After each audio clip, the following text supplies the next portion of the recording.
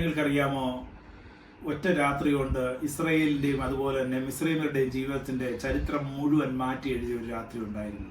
ആ രാത്രിയാണ് പെസഹ എന്ന് നമ്മൾ പറയുന്ന തിരുവചനത്തിൽ നമ്മൾ കാണുന്നത്.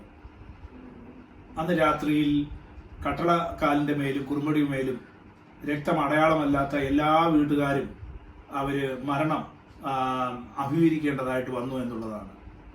അത് മരണം അവരെ അഭിമുഖീകരിച്ചപ്പോൾ ആ വീടുകൾ അതിനകത്ത് പാർത്തിരുന്നവർ അവർ നല്ല മനുഷ്യരാണെന്നോ മോശമായിട്ടുള്ള ആൾക്കാരോ എന്നൊന്നും ആയിരുന്നില്ല.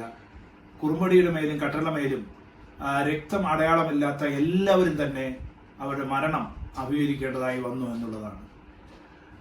ഇന്ന് നമ്മൾ രക്ഷ പ്രാപിക്കുവാൻ വേണ്ടി കുഞ്ഞാടിൻ്റെ രക്തവും അല്ലെങ്കിൽ മറ്റൊന്നിൻ്റെയും രക്തം തളിക്കാറില്ല. എന്നാൽ ഇന്ന് നമുക്ക് സംരക്ഷണമായിരിക്കുന്നത് കർത്താവിൻ്റെ രക്തം എന്നുള്ളതാണ്. കർത്താവിൻ്റെ വചനം ഇങ്ങനെ യേശു പറയുന്നു, ആർക്കും പ്രവർത്തിച്ചു കൂടാൻ കഴിയാത്ത ഒരു രാത്രി വരുന്നു എന്നുള്ളതാണ്. അന്നത്തെ രാത്രിയിൽ കട്ടളക്കാലിൻ്റെ മേലും കുറുമ്പടിയുടെ മേലും രക്തം അടയാളമല്ലാത്ത ആർക്കും രക്ഷ പ്രാപിക്കാൻ കഴിയാതെ പോയതുപോലെ ആർക്കും പ്രവർത്തിക്കാൻ കഴിയാത്ത ഒരു രാത്രി വരുന്നുണ്ട്. ആ രാത്രിയിൽ നമുക്ക് സംരക്ഷണം ലഭിക്കണമെങ്കിൽ യേശുക്രിസ്തുവിൻ്റെ രക്തത്താൽ നാം കവർ ചെയ്യപ്പെടണമെന്നുള്ളതാണ്.